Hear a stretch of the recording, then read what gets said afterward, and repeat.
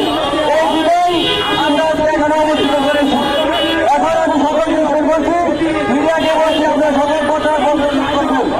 এই বিদায় আইন নিয়েছেন তাদেরকেও বলছি আমাদের একটা সমাধান দেওয়ার জন্য। আর আমরা চাই তার আগে গিয়েছিলাম আমরা গুলশান দিয়ে অফিসে গিয়েছিলাম, সেখানে আমাদের ডিসিশন দেয় নাই।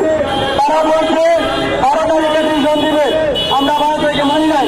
এই দিনেই আমরা এখানে অনুষ্ঠিত করেছি। এখন আমি সকলকে বলছি, মিডিয়াকে বলছি, আপনার সকল কথা করবেন।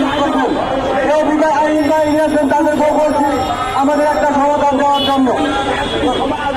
আর আমরা চাই